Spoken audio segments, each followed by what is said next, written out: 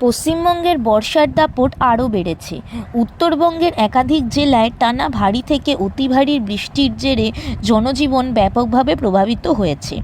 কোচবিহারে একদিনে প্রায় 143 মিলিমিটার বৃষ্টিপাত রেকর্ড করা হয়েছে। আবহাওয়া দপ্তরের পূর্বাভাস অনুযায়ী আগামী 15 জুলাই পর্যন্ত রাজ্যের বিভিন্ন জেলায় বৃষ্টির সম্ভাবনা রয়েছে। অন্যদিকে দক্ষিণবঙ্গেও সকাল থেকেই বৃষ্টি চলছে। কলকাতার বেশ কয়েকটি নিচু এলাকায় জল জমে যান চলাচলে সমস্যা তৈরি হয়েছে। অফিস টাইমে দীর্ঘ যানজটের মুখে পড়েছেন সাধারণ মানুষ। ভারী বৃষ্টির কারণে কলকাতা বিমানবন্দরেও একাধিক উড়ান দেরিতে চলেছে বলে জানা গেছে।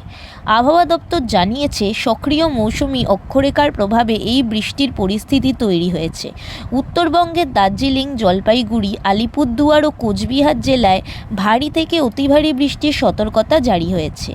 পাশাপাশি বজ্রবিদ্যুৎ সহ ঝোড়ো হাওয়ার সম্ভাবনাও রয়েছে।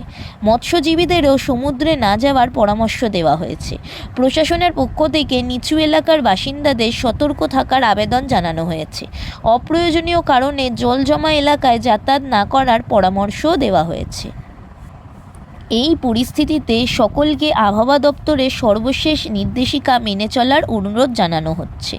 এই ছিল আজকের বিশেষ প্রতিবেদন। আরও খবর পেতে আমাদের সঙ্গে থাকুন এবং চ্যানেলটি লাইক এবং সাবস্ক্রাইব করে রাখুন। ধন্যবাদ।